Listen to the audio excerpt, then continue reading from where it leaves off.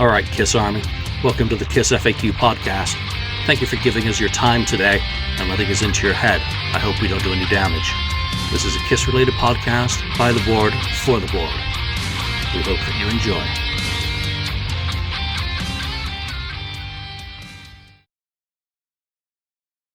Welcome to episode 229 of the KissFAQ Podcast. I'm your host, Julian and Ken.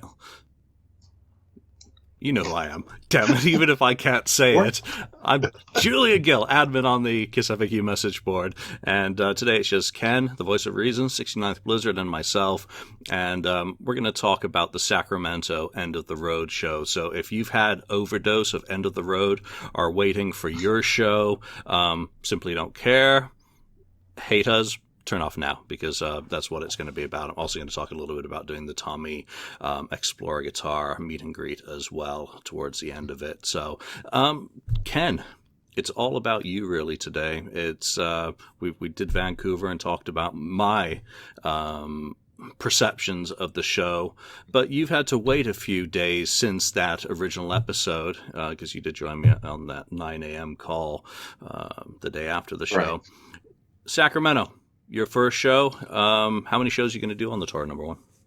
Well, right now I'm going to go do two shows, so I got one more, and that's going to be in September in Oakland. Far more convenient, way more convenient. I'm looking. Oh yeah, it's closer, yeah, a lot closer. And that, Sacramento. Yeah, and that one is, I think it's the last date currently scheduled on the tour, so that should be interesting. Yeah. So what I want to find out today is, obviously we talked to me, or you guys talked to me about Vancouver. How did your perceptions of the show, differ from mine? And obviously we've had some comments on the episodes that we've been posting recently. Thank you everyone who's commented or participated in the conversation. Thank you to the people who I've had to delete. Just thank you for the comments. People have said that we all seem to be on a very similar wavelength in terms of our perceptions about Kiss, and that probably is true to a certain extent, as we've known each other quite a long time. Mm-hmm. And I've done quite a lot of shows together, but mm-hmm. All right, so you went up to Sacramento. Why Sacramento? Why not some of the other shows in the area? No desire to travel? Yeah, I mean, if Sacramento wasn't there, and, Oakland, Oakland came later, I didn't know Oakland was going to happen, so I chose that's going to be the only, Northern California show. Had it been not a Sacramento or Oakland, I probably would have went to LA Forum, that one, or Fresno. So yeah, Sacramento, it seemed like a no-brainer. It was only one at the time. It's not too bad of a drive. It's probably about an hour and a half max to get there. Actually, it made pretty good time. So. Yeah, from Concord. What time did you set out? Because I worked that day in Nevada and headed up to Sacramento from there, and it was 90 minutes from Nevada, so nice and easy for once. Yeah. It's I can't tell you the exact time because I can't remember, but we were down in Pleasant Hill area and just kept going from there. We were doing other stuff and just headed from there. So it didn't take that long, and actually it may have taken closer to an hour. It seemed like it didn't take that long because I was listening to actually the Kiss Army radio on the drive all the way over there. So that's a nice segue just into a brief interruption. Did you sign up to Sirius specifically because of Kiss Radio, or did you already have it and it's just an added bonus now for you? I already had it. I got it starting around 2015 with a newer car then, and I've just kept it going since then. So how's Kiss Radio been for you? Have you enjoyed it, or are they doing deep cuts? Are they doing the standard stuff? They've done some deep cuts. They have done deep cuts. I even saw someone posted, I didn't hear it when it was on, but I finally found my way. It's a deep cut, if any. But yeah, there is deep cuts on there. And surprisingly, actually. and it's been good. I enjoy some of the already I know stories that Gene interjects and Paul Stanley interjects in between certain songs. Every now and then. It's still pretty good.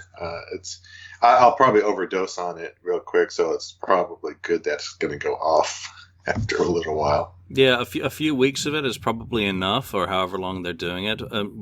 It's been very positive, the response I've heard from it. I'm glad that they took the time to record some little bits to play in between the songs and talk about the stuff that's being played. So that's an added bonus. Last night, of course, was the SiriusXM show in Los Angeles, which looked absolutely mental. I would love to have been down there for that, to see them in a club in 500, but I had family things. I couldn't even be bothered to try. I wasn't going to change anything to do with real life for that, especially with flying to Vancouver and then flying to LA.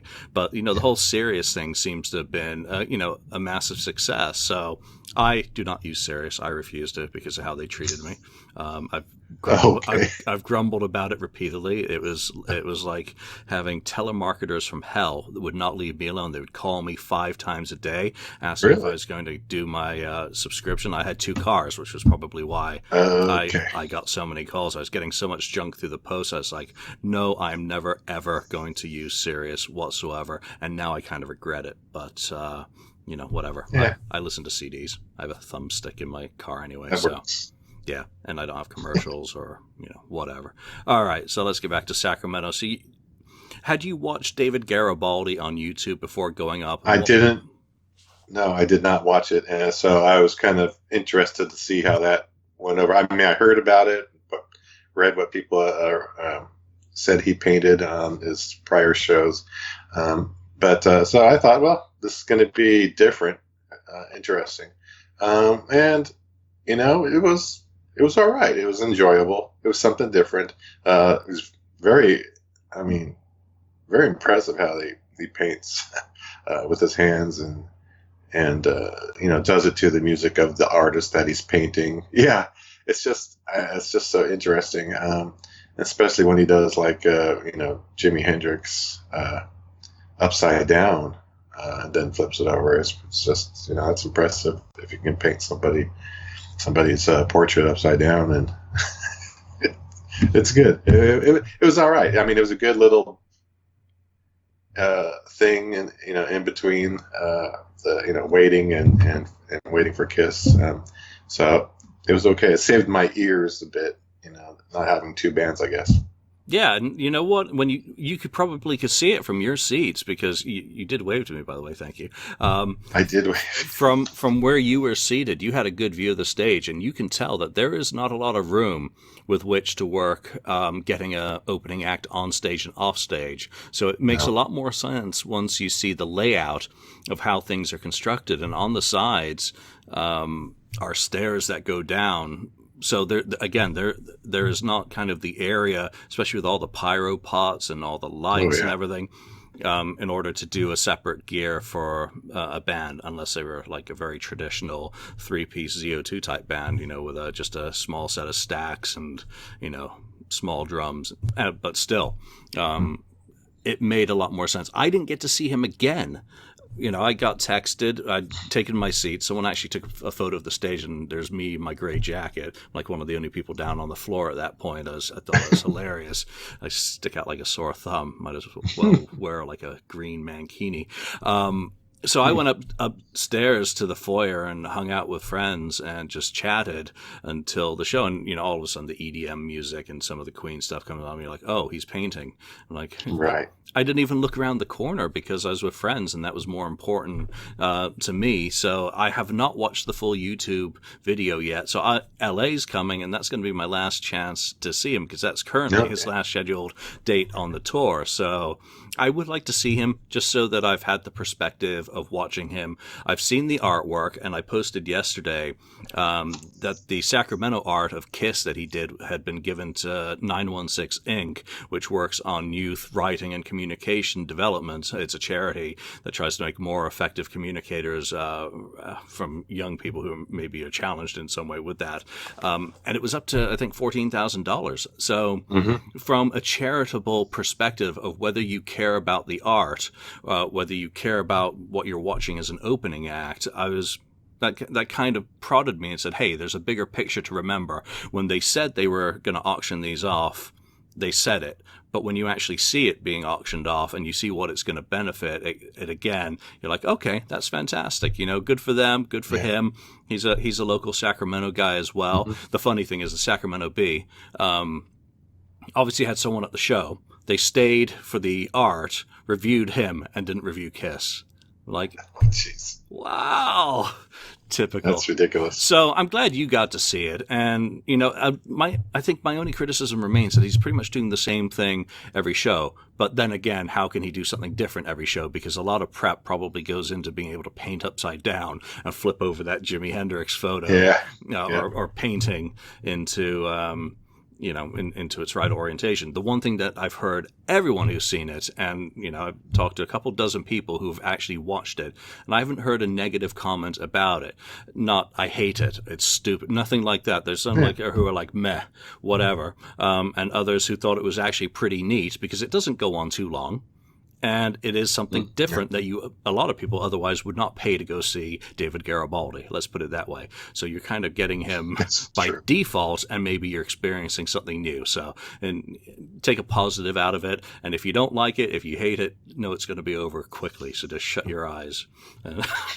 Yes. All right. So where were you sitting for the show in comparison with the kind of layout of the arena? I was almost as deep back as you were, so slightly more. As you saw me wave to you, I was slightly back from you, but I was off to the side on the side seats stands, third row back there. It was actually a great seat for being over there. I thought, it's not too bad. I could see everything. It's not too far away. They actually felt pretty darn close, to me or to us. So it was all right. It wasn't far back. And, I've been a lot farther back than that before, but I was, happy that, I could see everything and it was all right there. I didn't miss anything. I could see the screen, see the effects, see the laser, see everything, can see when Paul goes the other way. Gene's thing goes right over my head at the end of the show. So, yeah, it was good. Good seats. Yeah, because I was row H on the floor, so what's that translate into 8th row, I think. So definitely in like the first, I guess, quarter of the floor space. I was probably right in front of Paul's mic, and you would have been on Gene's side of the stage. I was on Gene's side. Yeah, so, again, I don't think there's a bad view in the house. Jonathan was posting some photos that are kind of from behind on the obstructed view seats, and I was like, holy crap, those are some great views just because they're a different perspective. Now, if you haven't seen multiple shows, don't hang out online, watch a lot of YouTube videos, and are a complete dork, then you might not be so impressed by those seats. But in terms of what he was posting, very cool again. And as you rightly say, from the angle where you are, if you're on that side on the first level of the arena, you get to see Gene on the a cherry picker or whatever it is. Yeah, right over. It swung right over. Straight over my head. Yeah, and if you're on the other side, then you'd have Tommy on that side, so you both elevated sides get in on the action and get to see a lot of the kind of movement and stuff, and people who are further back get obviously to see all of it of in view. So let's talk about the. We didn't get to meet up before the show, so I tried to meet up with you. I went to the sauced place, and they were letting people in, and they were saying 2-hour wait and stuff like that. But I thought, okay, well, that doesn't matter. I figured you're just in there. I can go in there. But it was crazy. And I was just going to, I called you or texted you. You said you were outside. Yeah. And it was freezing outside. It was bloody cold. And even though I had a heater above me, it was anemic, and only when the wind blew in a certain direction did you feel any warmth. I was shivering. I'd given up a table in there because I had a 6-person table, and I'd just been in there a little bit too long, and it wasn't right just to I couldn't keep drinking beer. I wouldn't have made it to the show, so I left it and went outside, and then I'd been there early because I was doing the Tommy guitar thing, and it was supposed to happen before. So I needed to be up there because I didn't know what the scheduling would be like. And, it just didn't work out that it didn't happen before. So I was kind of hanging around. Yeah, it was too cold. I mean, it was too cold. So I just said, no, I'm not gonna stay outside. It was like, we were like, not staying outside. So I found a block away, a little Mexican joint about, a block away off to the side. Which was, we got in there at the right time because a whole bunch of Kiss fans were coming in there after us found the place too. So I think I would have rather had Mexican than that barbecue. I was belching up that shit all night long. So I don't know. That Mexican wasn't the greatest either. No, that one of the better ones. I guess around any venue is not going to be the greatest thing. So I met up with a few people, managed to distribute all my buttons. I mean, I've got 2 left. One's for Arturo, and one's actually for you. Yeah. So that's why I missed. Yeah. So I unloaded all my T-shirts because obviously you can't go selling shit at a event. But I was just handing out T-shirts for the FAQ for people, and we'll see if any turn up online on eBay. But so it was fun. It was cool. The few people I saw beforehand was great. Hanging out in line, waiting for it to open was fun because you're all about to go in to the final show. And everyone's talking about their perspectives and stuff. So you go in after the artist again. You go listen to a little bit more music overhead, and then rock and roll comes on. So it's about to happen. What did the audience look like to you from your perspective? Because from mine, looking back, it looked like the place was absolutely packed to the rim. It was, yeah. I was looking around right before the show started, and it looked packed. I said, "This looks pretty well, almost, close to sold out. Maybe a few hundred, but it was packed." I mean, getting in there though I don't know why they opened the doors only an hour before the show starts. That just seemed strange to me. I mean, this was a huge line I was in outside just to get in the entrance. It was ridiculous, really. But we got in and went to the merchandise booth, which moved pretty quick. But then we got our seats, and it's a nice venue. It's only been there for like 3 or 4 years now. I think 3 years. It opened a few years ago, and it's very well designed, except for the cup holders, which lost a drink because it's about that deep or a little deep. It's like an inch deep to put your cup into the holder, and it got knocked over barely just touching it. It was like, why don't they make the deep ones, anymore?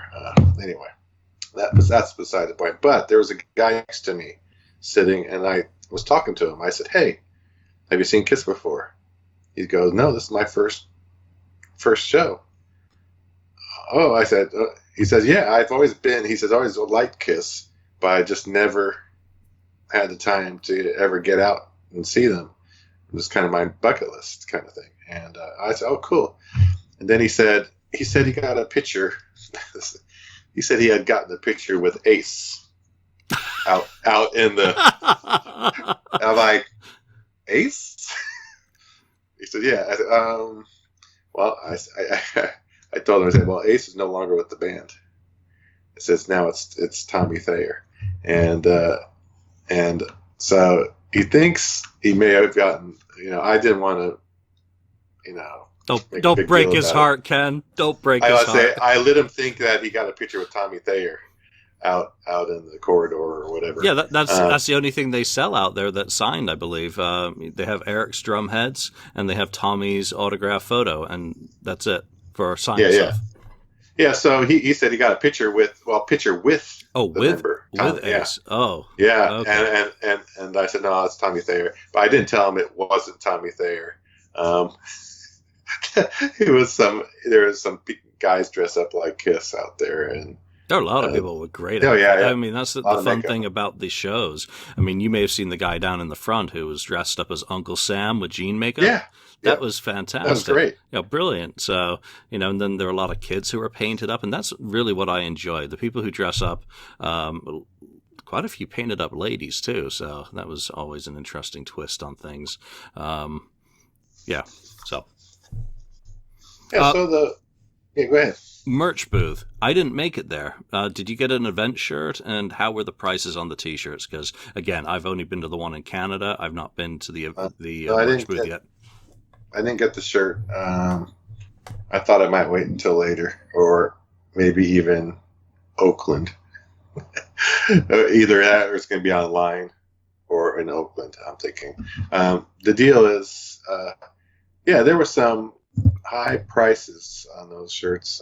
I mean, it's not surprising, but there was a hell of a lot of shirts, and now they have I don't know if it was at one of yours, but a Creatures of the Night 10th anniversary shirt.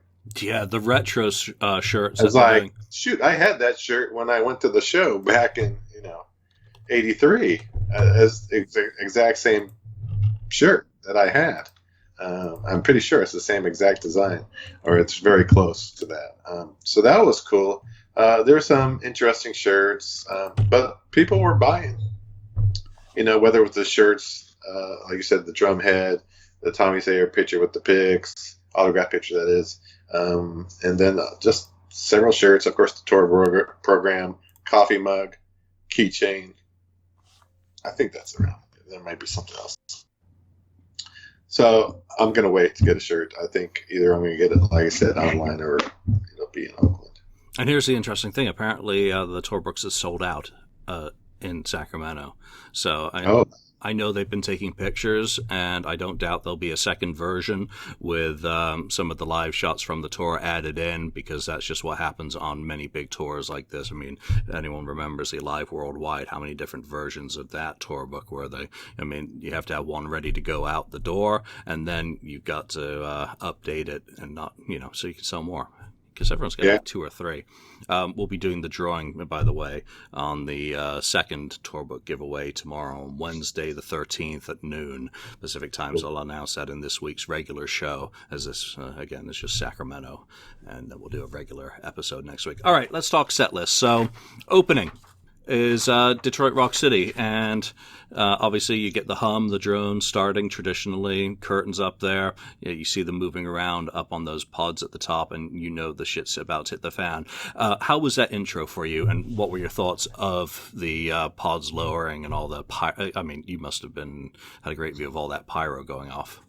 Oh yeah, it was a great view. I saw all the pyro going off, and from where I was sitting, I could still feel the heat. I mean, it was pretty darn warm, especially the bigger flames that go shoot sideways out kind of thing. Man, you could really feel it from where I was. I don't know if that's surprising to you, but I could feel it. And even the blasts that they have, the bomb, whatever we're going to call it. One time it caught me by surprise because I was doing something. I was looking at something, and I got surprised. Not in that song, but later in the show where it went, holy crap, I thought a nuclear bomb went off or something. So it was very cool seeing them come down on the pods. It was exciting, really exciting, because I hadn't been in a while. Plus, this is really one of their best stages that they've ever had, and in a long time. As far as what it does. I mean, it does so many things with the pods and the lifts and the cherry picker type things, and Paul's alternate stage in the back near the soundboard. So it was very cool. Lasers, fire, bombs, fog when Gene requested it, and basically the kitchen sink's been thrown into this. It's a broadside. It's what a Kiss show should be. It's what a Kiss show always should have been. Yes. But then again, it's only after a few years of not having this sort of thing that all of a sudden it seems magnified. And people are saying, oh, it's to distract from all these negatives. No. It's an exclamation point for me. And everyone's going to have their own perspectives. And if you're not into it, cool. I'm into it. I'm enjoying it. You know, when that curtain drops and the music started and the bombs are going off, the sparkles are happening, the band is up there. I'm sorry, Paul's grinning. You can see him up there, and he just he's in Paul mode. Tommy's there, absolutely ready to rip, and Gene is menacing. I mean, they're all in character. They're all ready to go. It's a giant exclamation of what the evening's going to be. I mean, it's like, welcome to the show. You know, it's like a circus lyric. It's absolutely fantastic. Detroit Rock City. Yes, has been one of the songs that people have been kind of singling out as having lip sync, having too much backing tape, perhaps. And I don't notice it. I thought this whole performance was very much more organic, more natural than the Vancouver show. Paul's voice has areas of weakness, and there's no way around it. I'm not going to say that there isn't problems, but I thought he sounded fantastic. I thought he sounded like Paul should sound at that age. You know, I thought it was really, really good sounding show. Yeah, I noticed right at the beginning. I mean, because it's all been, you know, we made aware of, you know, the vocal things or help. But I could tell right away he was singing live right at the beginning. I could tell there was a voice, and then you don't see the transition, but there is a transition where it goes from his natural voice to the, like you call sonic loop, or the vocal help. Voice, that he's done for years. Yeah. I wouldn't be surprised if that sort of, you know, thing is taped, because that's got to be brutal to do night in, night out, because that's a real strain. And if not, you know, I apologize, Paul, but that wouldn't surprise me in the slide if they're punching in those sorts of things or muting him down a little bit and playing. It's still him singing the original or the tape version for me, and that's perfectly fine. It sounded fine. It sounded all alive to me. There was points where I knew for sure it was his natural voice, current natural voice. You could just tell that. But otherwise, it was seamless. Really, it was seamless, and I didn't even I wasn't paying attention. You know, after like I said, that first song, it's just kind of everything was just going on. The music was great. I found myself singing along to their songs more than I used to, you know, or not in a long time, that is. I was more into it. I was really enjoying it, the whole experience and the music, and they were I noticed they were having fun that night. They were goofing around and stuff. Gene, that was around the beginning, where Gene had his costume wardrobe. You know, he needed a little bit of fixing going on. He went off to the side, and the guy kept trying to fix it. And then I guess he was warning Paul or something when Paul was talking, he would give a little bass note, dum dum, you know, kind of thing, and Paul's looking over like, what do you, you know, he's trying to, I think, get his attention that hang on until his costume is, you know, adjusted before kicking into the next song. But it was great. They were great spirits. They were having fun. Like I said, Paul was smiling. Gene said something when Paul went by, and I think Paul poked at Gene another time.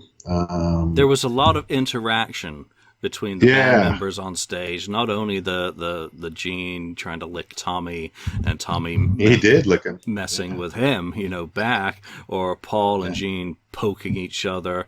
If it's all Milli Vanilli, as some people accuse. You wouldn't hear Gene doing bass notes or his hand moving on the fretboard of the bass during a Paul talking section. Paul talked a lot during the show as well. From drone to final explosion, the show was 2 hours and 8 minutes. So that's a pretty long show, and a lot for just 20 songs. Paul had a lot of kind of extended talking sections, which I noticed more this time than in Vancouver. He really seemed to be engaging the audience a lot more. So yeah, for people out there who think it's all Milli Vanilli, that's a lot more stuff they had to tape in advance of the show. No, I thought the interaction with the crowd was way better. I thought there was much more of it, and there was much more kind of poking and pointing at audience members. I think Gene at one point kind of shouted out, "Hey, you too, Emily," to someone. Like, it looked like he was pointing to someone in the front row who wasn't getting into it enough. But all of them. You hear Eric, you hear his drumstick, on the rim of the drums, and what was it, 100,000 Years? Oh yeah, drum section. He started getting all out of sync. So he's playing live without a doubt. Oh yeah, I mean, I noticed Gene's bass was up very higher in 100,000 Years. I know he kicks it off anyway, but he was just riffing on there. It just sounded great. I was just watching him play, and it's just I was just thinking, man, he's a good bass player, and he just doesn't get it. It was so much fun. I mean, I've always said that Lick It Up and 100,000 Years and the extended parts of those are two of the parts that I hate most about Kiss shows and wish they do away with. I have been enjoying 100,000 Years and the jam and Eric's stuff in there so much during this tour that I can just sit back and listen to it over and over again. You hear Gene hitting bum notes. Tommy, I love the tone he's getting out of his guitar. The mix is really good of what the sound people have done. Paul is fantastic. In the singing part, I can always do without the preacher rap, but come on, playing back to the 75 era, you get one last time. Yeah, I'm enjoying it. But the drums, the whole section is just one of the best parts of the Kiss show for me on this tour, that I'm really just kind of standing there going, gaga. I mean, I'm not singing. I lip sync at concerts. I just mouth. I don't want to be heard on any recordings, singing, because I'm horrible. But the guy next to me, I mean, he bumped and jostled me all night long. I mean, it was like, oh no, oh god, I was getting hit. He dropped his beer on my bag. But he, for all of that, he was out of his mind, having a great time. He turned around to me in 100,000 Years. He's like, "Come on, man, it's Kiss." I'm like, settle down, Sparky. Settle down. Beer. I'm enjoying it inside. I may not be showing it on the outside. But I mean, if Gene said 3, this guy was like 3. Everything. I was like, just the passion and the he was wasted, but that's fine. But just that kind of stuff, because compared to him going nuts, and he was playing air guitar, he was playing air drums, and he's turning around drumming on me. I mean, the people in front of me were like a couple of hipsters who were just taking photos of each other using Kiss as the background. I just wanted to reach and take their phone and like Gene has done and just chuck it. It's like, oh, bugger off. Get out. Because, on some of my video, I mean, I think people noticed that they were just holding up their phones the whole time when they were taking pictures of each other. That drives me absolutely bonkers. But, down there on the floor, it was a great audience. What about you up there? Were there people like going nuts singing and really getting into it? Yeah, they were good. I mean, everyone was standing. We, stood through the whole show. I mean, sometimes that doesn't happen when you're up in the seats area, seated area, but I stood the whole show, and I was almost there. Not everyone stood, but there was a couple people that sat down in front of us, but that was about it. Everyone else was just standing, and the people were all into it. There was not a moment of lit up during the show. It just, he went right into the pretty much, and it was less rap than the old Paul Stanley rapping going on. But it pretty much, it good set list. I think the order of the set list works. I don't know how to say it, but it works. Even though we heard some of those songs thousands of times, but it worked. It was in a great order, and again, it just bounced to the next song, and people were digging it, definitely. All right, so first few songs, Detroit, followed by Shout It Out Loud, Deuce. So obviously I'm happy by song 3. Say Yeah, yes, which actually goes across really well. I think Paul has managed to create a classic there. So, Paul, your own arguments, it just takes a little bit of time for a song to become a classic, and if you keep playing it, maybe the audiences get used to it. And so Say Yeah is there, Into Heaven's on Fire, War Machine, the Gene breathing fire. Could you actually even see any of that? Because there was so much fog on the floor. I couldn't see anything. I was trying to see him on the screen. I saw his top knot, and I saw the sword. I couldn't see him. And then at the end of that, he obviously tried to throw it into the foam block, and it bounced off and landed on the stage, and Paul kind of, I think, smushed it.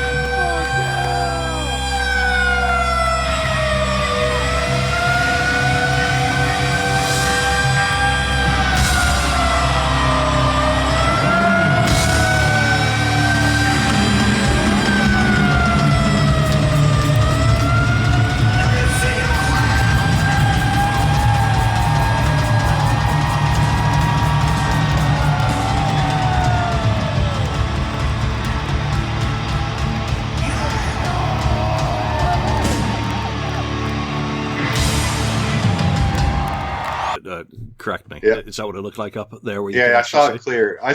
I mean, firstly, he was in the fog. Yeah, the fog was just so heavy, and I could see he was gonna breathe fire from right to left, but then the fog was still there. And he just couldn't do it yet.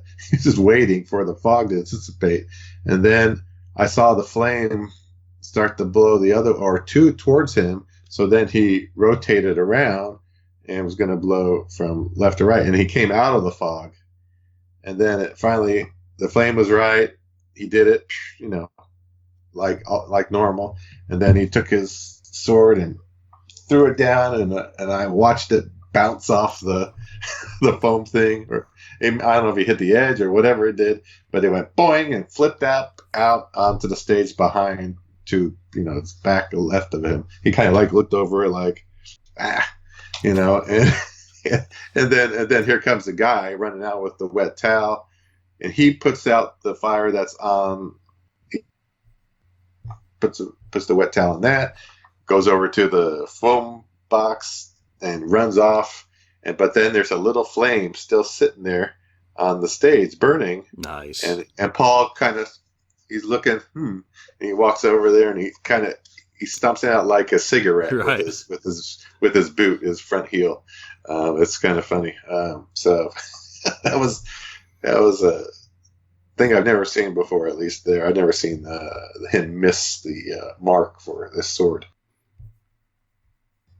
Yeah, when Kiss shows go off script is always entertaining. So after War Machine, I thought actually War Machine was fantastic. It's really powerful. It was good. Lick It Up. And then we get one of the other effects is, they don't also, they've got fog, they've got flames, they've got pyro, they've got explosions, and lasers. Lasers are where it really comes out in the Lick It Up extended kind of section. At this point, I've let all of that baggage go.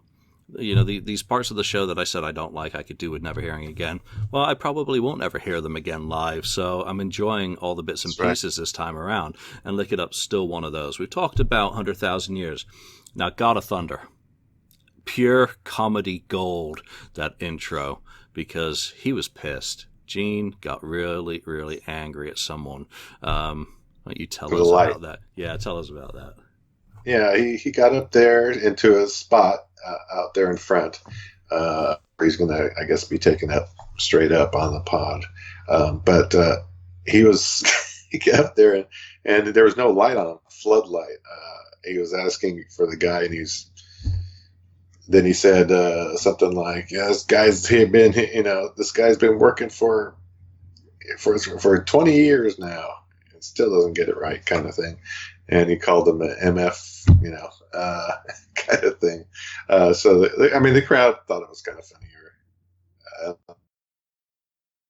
I don't know if he was serious or not a part of the show. I don't think it was part of the show. I just think it was a goof because I hadn't seen the God of Thunder and the prior shows. I hadn't. That's the other thing is I tried not to watch many videos from the prior shows to the show I saw. So I wanted to be more. I thought, I wonder if they made that part of the show or if it was a real goof. And I'm guessing it was it's a bit of a real goof, but it's also Gene's shtick. I mean, he does that. He's done his vault thing on the soundboard guy. So that's how he reacts to something not being. Yeah, I know where you live, bitch. I was like, Gene, there's children here.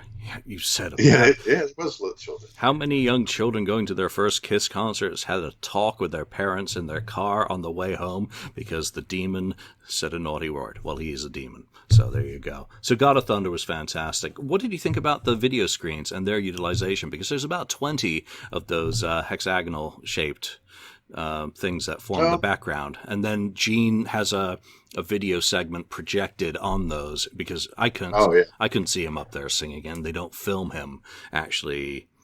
Well, actually, they do film him because those are on the side banner screens. I think the side, there's a side banner. It's like a Kiss Army kind of banner kind of thing.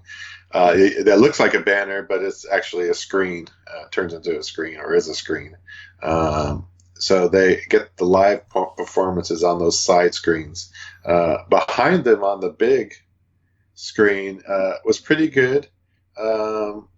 It's not overly big. I mean, it's a big screen, but I'm just saying I think I've seen bigger that they've used for a screen behind them, but it worked. Some of the videos I didn't pay attention to too much behind them. I think I was watching them more than anything else live on stage. But they did have some good video. They showed some of the older heritage type stuff, which was cool. But as for, God of Thunder, it was good. I mean, it came out good. They did it well. And I don't know if they slowed it down much from the original. I mean, from the like a Live 2 faster version. It's like in between, I think, of the original and the fast version. Yeah, but it was great. It's a good tempo and a good speed of the song. I like all the disembodied Gene heads. Just kind of. Oh yeah, that was cool. So they had recorded for those on the little pods, all the Gene heads. I guess a special segment they must have recorded with him having blood on his chin, kind of thing, and looking pretty darn evil, and singing in the the God of Thunder type voice thing, and he's making the gestures. They have different angles of there's some side angles of the same video of him singing. It's just a headshot, and it works. I was watching that. I thought, oh, that was kind of different. He looks pretty darn evil. I thought it was going to scare some of the kids probably if they watched that one. Yeah, and what they seem to have done for this show, I think that was the third show in a row now, where they bring the central pod down to the stage. And by the way, these are officially called pods, because as per the set list, band pods. There you go. So now we know for certain. They bring the central pod down, and Gene goes and gets on the pod before he even starts his thing, because they've done it a few different ways until then. And then once he's finished his blood stuff, he goes up. Right. That's the only thing that seems to be particularly changed. And then Cold Gin, very long. I mean, it's like 9 minutes, but Tommy does his rockets and he's shooting down UFOs. Right. How did that look from out in the neighborhood? It looked pretty good. I mean, you see the sparks coming out of his guitar, and it looked like he was aiming at a different pod, and he hit another pod, kind of thing from my angle. The thing about the shooting the rockets, I don't know if it looks like anything, or I kind of recall way back that you can almost see like something going out towards, like an actual rocket looked like it, flew all the way out, on past shows or older shows going back. It could be my imagination, but this just looked like, some sparks shot out, and then the thing pod went, it blew up, and then the screen would go off, get damaged. While the UFO aliens are on the back screen. I mean, the little stupid UFO thing with the. Oh yeah, yeah. I wouldn't be surprised if these days you can't put a projectile of any sort in his rocket, so it's just sparkles that come out because of liability, just in case it's pointing the wrong direction. Probably. Yeah, I mean, people sue for everything. So, again, cool segment. All right, next two songs is a nice segue into the giveaway for today. And you'll need to know one of these songs in order to enter the giveaway, which I'll say more about at the end of this show. So, Psycho Circus, which I actually thoroughly enjoyed. It's never been one of my favorite songs, as I've been poisoned by the negativity surrounding the recording of the reunion album. And actually talking to Tommy after the show, it's him. That's him on solo. And I think he said it's also him on bass on that. So I thought it was a thoroughly enjoyable performance. Tuned a whole step down, which is, really taking it low, but it was one of the songs in particular that I enjoyed a lot more on this tour than I have in previous years, followed by I Love It Loud, which he stayed on the same guitar for. So, two good songs. How did you enjoy both of those? Yeah, Psycho Circus was good. I've always liked the song, so I was happy to hear it. And Tommy's obviously he was the lead guitar on the album for that, and did it perfectly, and it sounded great. It just sounded, really good. And then I Love It Loud is your normal, get the people to go, hey, yeah. They have the words, hey, yeah, on the screen. Now Kiss is a very considerate band. It's very helpful for them to put up on the screen, hey, yeah, just in case we've forgotten in our dotage. Yeah, they could put applause now. But they didn't need it. People were going crazy and enjoying it. So I Love It Loud. It's been kind of standard, for them, and it works. It's not. That's one of the ones I would say I would maybe replace in the set list, because it's been in there for a long time now. But it's still. It's a classic. It's a classic, It is a classic. Whether or not people like it, Paul Stanley says it's a classic, so it's there at the end. That's next song is my least favorite in the set, Hide Your Heart, which is surprising because I really enjoyed it in, where was it? I don't remember. I enjoyed it previously, but I find, Paul's intro to it, now we're going to do a song. It's a sad song, and the people are out.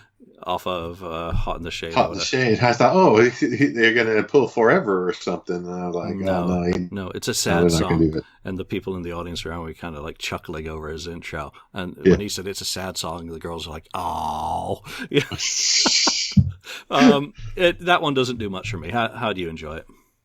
It was okay. I mean, I've heard it a lot. I can't say a lot live. I mean, they haven't done it every tour or anything like that, so they haven't burned it out. So I was okay hearing it. I mean, the first time I ever did hear it was when I saw Paul Stanley in the club tour back when he pulled it out then, way back. So it's always been pretty darn good. I had no problem with them playing it. It's kind of a classic, I guess, too, in a way, as much as some of the other real old classics. But it worked. It worked. People got into that one, too. I think there was no let down in the crowd. I mean, there was no point where it just kind of got dead, where people go take, pee breaks or go get a beer or whatever.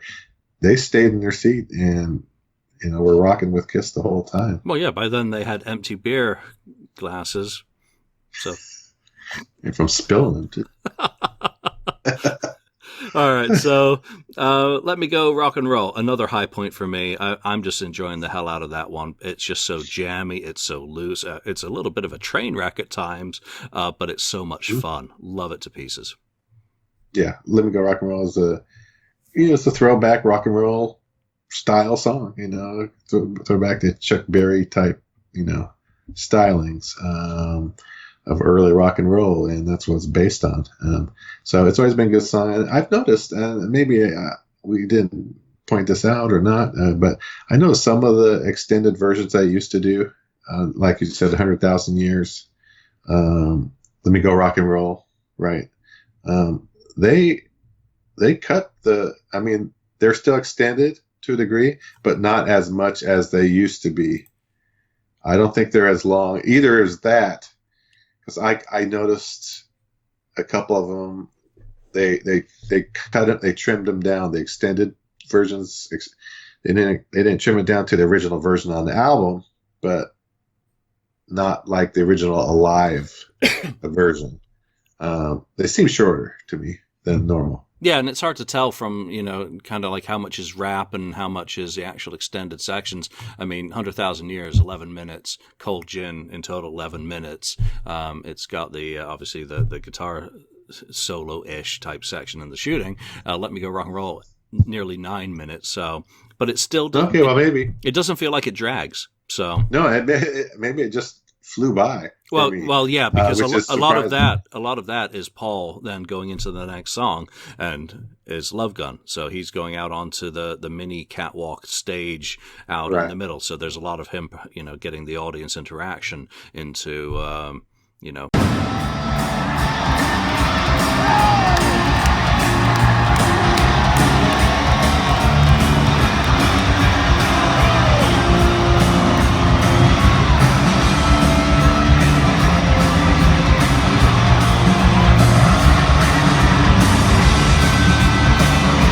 getting him to go out there. So, yeah, so Let Me Go Rock and Roll is probably, I'd subtract a couple minutes off that, maybe 6 minutes, 6.5 minutes. So, it's about the right length without it going too far. So how did it look, Paul, going out to the stage after we persuaded him that he would come out on and see us? You have to, we persuaded him to get out there. Yeah, it was good. I mean, he, it's the normal thing where he steps his boot in and into the ring and get taken all the way back there. And that stage was, was raised up originally.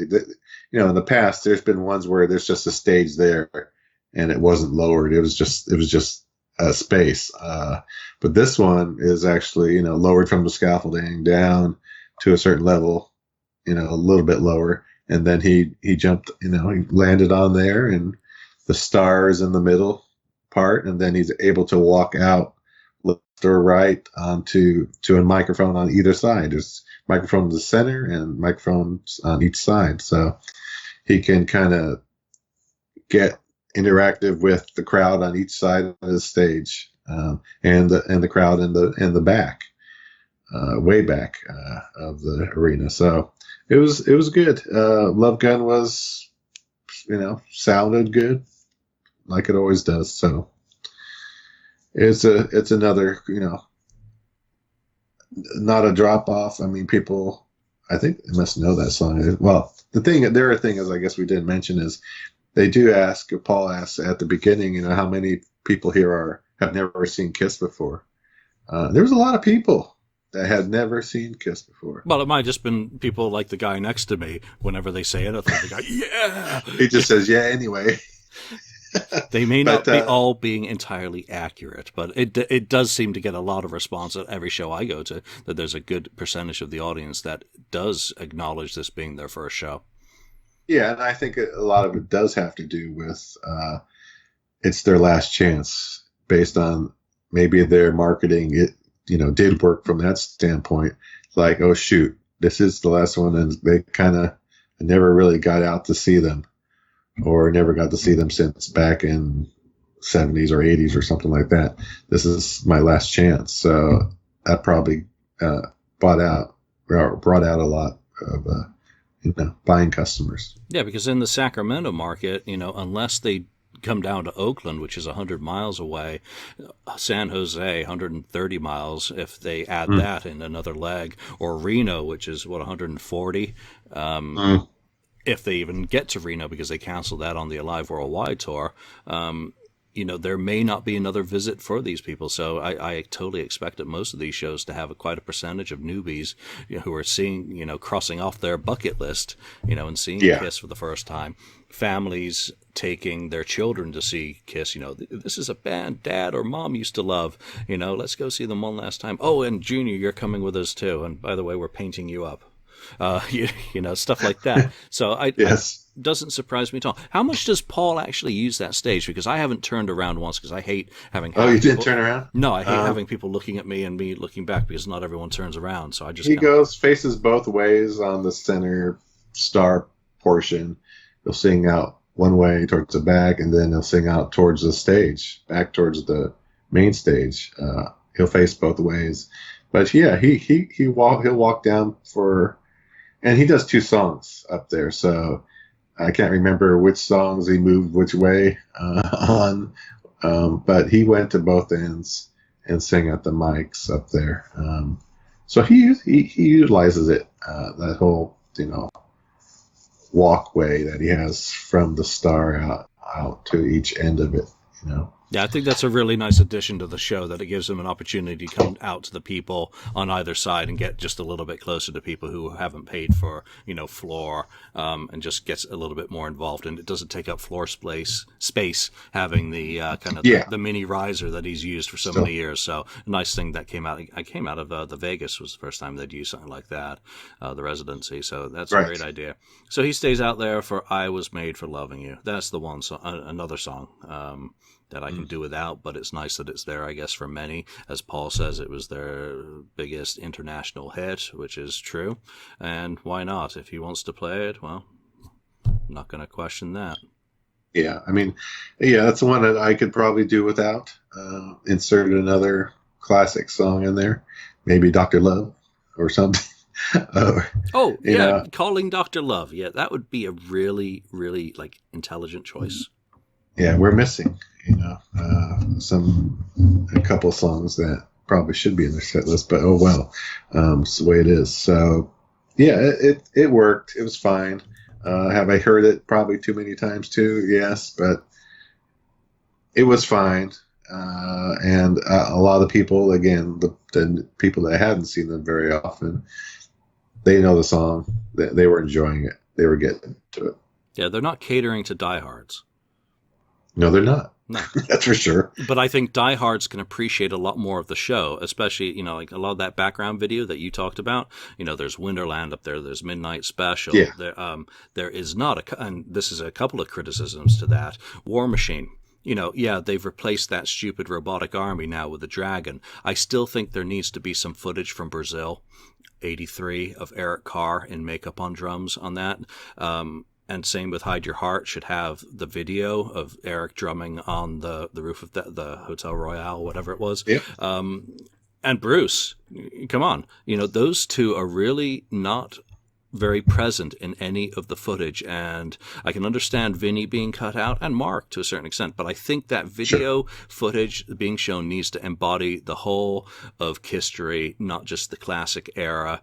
Eric and Tommy are perfectly well represented all over the place in that footage, but Eric Carr not being memorialized in some way is just a personal thing that I'm not a big fan of. No, I agree. And what I was thinking, what they should have done is, if they're playing a song from 76, show that era of videos and pictures on the screen behind them. If they're showing say Animalize for Heaven's on Fire, that era, show the people that were part of that era of Kiss. Again, goes for Creature of the Night, or even Revenge, or whatever.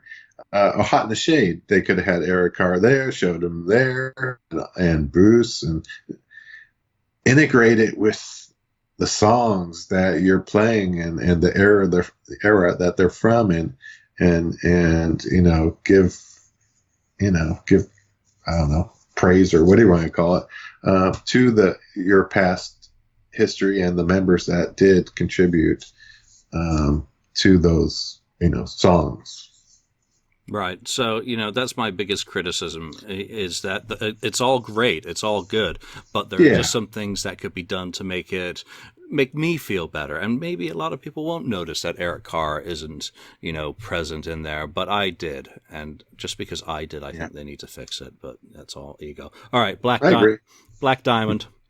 Nice, Black Diamond, yes. Nice extended intro.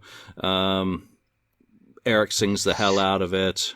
And that's the end of the main set. So, yeah. Well, Black Diamond is my all-time favorite Kiss song. So, I was happy to hear it, of course, just the same way you're happy to hear Deuce every show. I never get sick of it. I always do. I was like, Paul, this time please do the other intro that you used to do. Back in like 76 or whenever, the riffing guitar. But now it's just like dun dun dun dun dun, and it's like, no, I want the old version the way you used to do it. But unfortunately, it doesn't do it that way. But that's okay. The song is a great song. Again, one of my favorite. Eric Singer does a great job.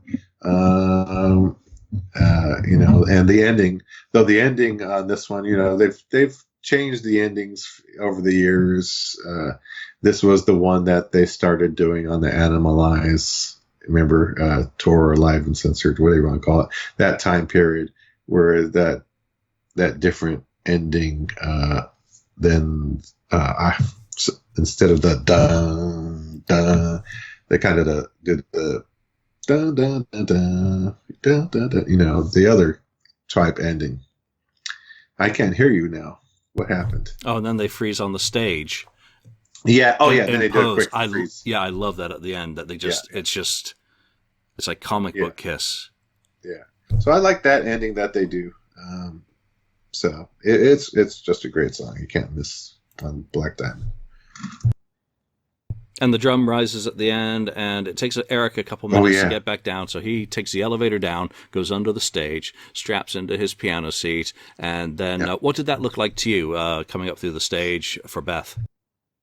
It was cool. I could see that kind of open the stage there, and I knew what to expect because I heard about it or saw.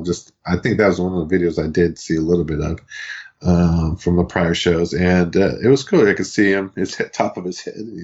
There he comes, coming up, da, da, da, da. And from my angle, I could see him really being, doing the chords on the piano. So, folks, he is doing the piano, though it's not a full blown out, Liberace treatment. It's or Elton John or Billy Joel or whatever you want to call it. He's hitting the chords for the song, which is absolutely fine. He's at least he's doing something on it instead of faking it totally, which would have been kind of it would be the Paul Lynde special in that sense. And again, that was very cool. He sang it well. It's fine. It's a good tribute, actually, to Peter Criss. And it is a throwback. And they've done it, I guess, every show now, where they walk out at the end of the song, or walk back out onto the stage. Paul, Tommy, and Gene. And Gene comes and puts his hand on the right shoulder of Eric Singer. So it's a definite nod to the Paul Lynde special. I didn't say earlier that, I don't know if you noticed earlier in the show, and it was on a different song earlier in the show, there where Eric Singer lost his drumstick. Yeah, I saw that. Off to the side. Yeah, it bounced off and went to the side onto the stage. But anyway, Beth, it worked. It was good. And everyone had it used to be lighters in the old day, right? Everyone, but their now phones, and Eric screamed for everyone to light the place up, and he was animated. It was lit up. He's took a picture of it. He's doing really well on that song, but if they do a Blu-ray, and they must do a Blu-ray of this performance, this is Oh, one they of the will. parts of the show that I just think could be filmed fantastically for that format and would really be a highlight, regardless of Yes. what anyone thinks about Eric doing the song. It's visually very appealing. It's well executed. It's a very fun part of the show, and I love the band coming out and standing around the piano and kind of patting Eric on the back. I mean, come on, the guy's been in the band a long time, has done a lot for the band, is great with the fans, is a really fun guy. So it's a great part. Now we're into the encores. Now, in my drama of doing this Tommy meet and greet, I had been texted by his guitar tech that when Do You Love Me ends, I have to head over to get to the side gate to do the meet and greet, which was going to happen immediately after the show. So that was a bit of a bummer at this point in the show for me, because Do You Love Me, great song again, but all the balloons bouncing around at the end Oh, yeah, of they were that. right. Yeah. Yeah, the balloons came down from, I think, the side. I don't know where they dropped them from exactly, but I think they come down from the sides, each side. And because they came down over, it was like straight over my head, they were coming down. And I was hoping to try to get one, just take it back as a memento, kind of like the old sponges back from 1979 when they dropped those out. It's a nice little twist to the Kiss show to put the Kiss balloons. I mean, they're big balloons and have the Kiss logo on them and the Kiss icons on them. And some people were popping them. Some people were, and most of them were just getting bounced around down from the side and then onto the center, the floor where you were. So it was a good little twist, something new that they haven't done before.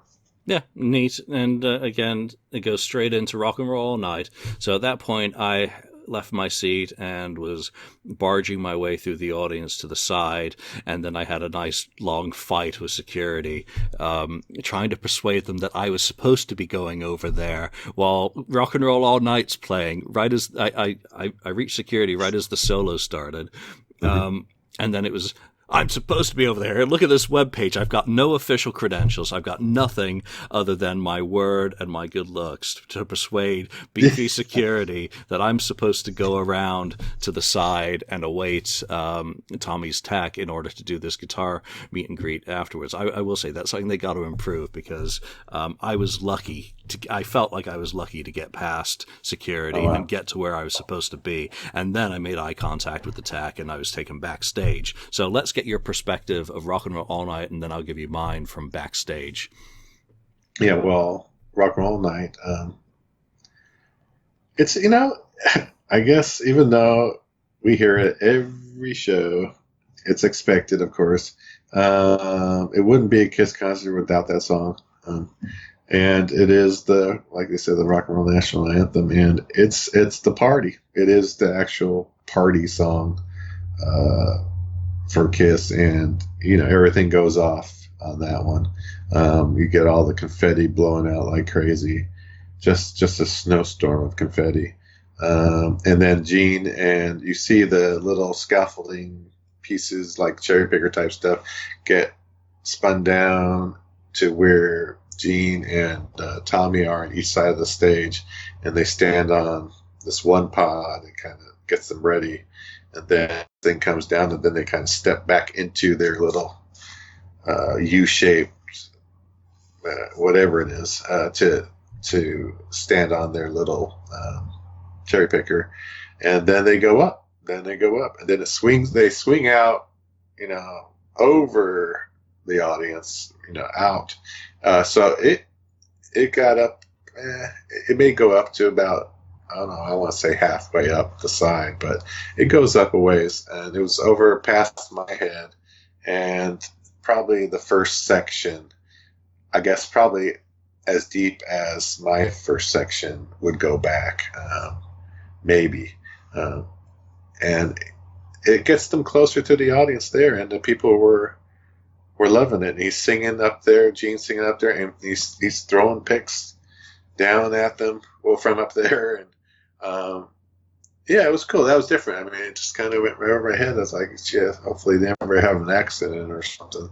That'd be horrible. But it was cool. And then I guess I probably was focusing on Gene because it was right there. But then, without focusing too much on, then I would look over and I could see, Tommy's doing the same thing on the very other side of the arena. And then, Paul's just on the stage doing this thing. It's just great party rock and roll song. Everything's going off. The spinning kind of spark things they brought back too. Those, it's really a big spinner, the spinners kind of thing that they used to use. So that was there for that. And, they blow everything up. They blow everything at the end. It's just a barrage of sparks and bombs and fire, and that's the way they end it, really. Yeah, so by that time, Paul's breaking his guitar on stage by the time I get backstage, and I'm just standing off to the side of the stage where I'm told, stand there, don't move. Fine, I don't have any credentials on. I want to get this guitar. Fine, I'll do what I'm told. Broken guitar comes off stage, and I'm screamed at to get the fuck out of the way. End of the show. The people are working, so I've got no problem with being sworn at like that. That's no big deal. So I just take it one step to the side from my position where I was told not to stand, and I'm watching Tommy's immediately up above. I see Gene way out there. I mean, the perspective. I see Eric's up on the risers, really being animated. Couldn't see Paul from my vantage point, but I'm standing right under the lighting on the what would be the right side of the stage. So up above me is the banner, the spotlights, and all the scaffolding. And then stuff starts exploding. I'd taken off my ear protection to argue with security, so I had full force, just explosions. I actually jumped because I was not ready for the concussion. You weren't ready, yeah. I was not ready. It was just insane how loud, and the concussion and the smell. There was stuff falling down on us from the pyro. I had two Sacramento PD officers next to me, one not wearing a hat, and he had stuff drop on his bald scalp, and he moved out of the way and stood where I'd been standing a moment ago, and the tech came over and swore at him to get the fuck out of the way. And the cop just did as I'd done, like a Homer Simpson into the bushes kind of move. Yeah. Respecting the guys who are working, even the police and the security, just stay out of those guys' way as the show's coming to an end. So all this stuff's going off. I'm trying to take pictures with my iPhone, which never takes any good shots, but it was just incredible. I mean, that for me was nearly another high point of the meet and greet. I mean, it's a high ticket item to do, but then to get that bonus of seeing the culmination of the show from backstage, and I looked to my left and Doc's just standing there. I wasn't. Oh, really? Yeah, I wasn't quick-wit enough to say, "Hey, Doc, how about a quick photo?" Because I don't have any photos with Doc. Yeah. So it would have been cool to have done that, but just again watching the show come to an end, and then Gene's helped off stage. There's just guys to make sure he doesn't trip, holding lighting, taking good care of these guys. Tommy and Eric come off stage, and then it's my meet and greet. Basically, they've walked down the hall 50 feet. The other guys have taken off. Tommy's being held up, and straight from the stage, after playing a 2-hour plus show, Tommy goes straight into a room with me to give me, let's see,